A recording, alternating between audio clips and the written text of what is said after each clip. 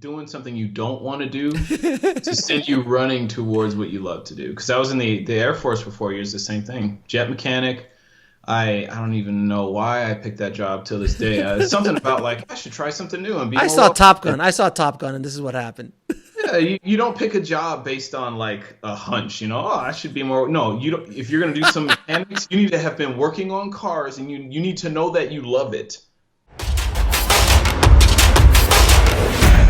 before you pick the job. So I picked a job that I just hated. I loved the people I was working with, but I hated the job.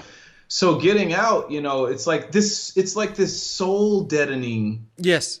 feeling where Yes. you're spending so much time on something you couldn't care less about. It just like cripples you, and it sends you running toward things that no matter how risky they are, it's better than that feeling you get when you're doing something that you know inside is not for you. Oh God, preach, brother, preach. I'm sure people listening right now, there's some chills going up people's spines in certain areas, you know, because they might be listening to this or watching this in that job.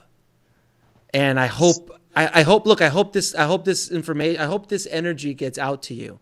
That if you are in that deadening job and you're saying, "Oh man, it's just because I have to pay the bills," you've got to figure something else out. You gotta. I don't care if you're carving out 10 minutes, 20 minutes a day. You need to find some kind of time to start working toward your dreams and Side start hustle. working your skill set. Yeah, Start- you have to. You have to start a side hustle first. Like Indie Film Hustle for me was a side hustle at the beginning. I was doing post in the day and an Indie Film Hustle at night kind of thing. And then slowly but surely that side hustle turned into the main hustle. And now it's the one thing I do. And same thing goes for you. You know, Yeah. you now you do the same thing with your channel and your I think platform. and I want to mention this before I forget. And I was having this conversation. I don't remember with who. Might have been me. It was like 18 hours. It could have been. It could have been.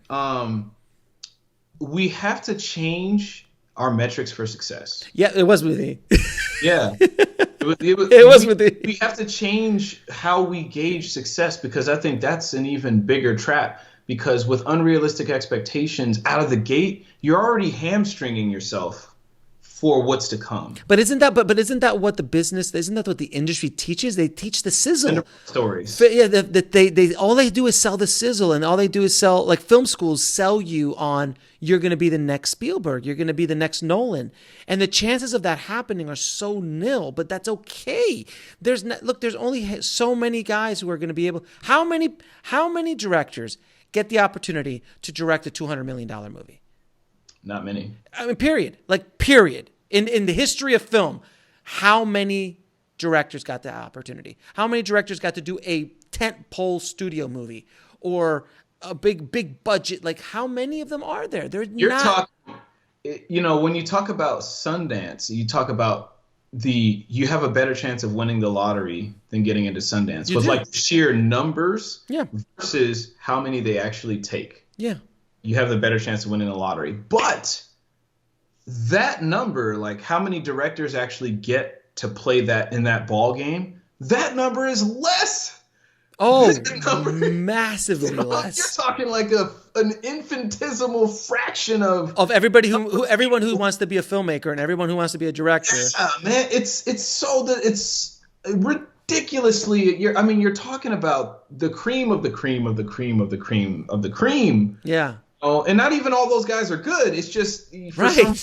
they've been able to leverage it. But I mean, that's like, it's almost like a pipe dream to a certain extent, you know. Right. But the thing is that I think what we talked about was, and if you don't get there, that's okay. There's so many other ways to be fulfilled in the film industry.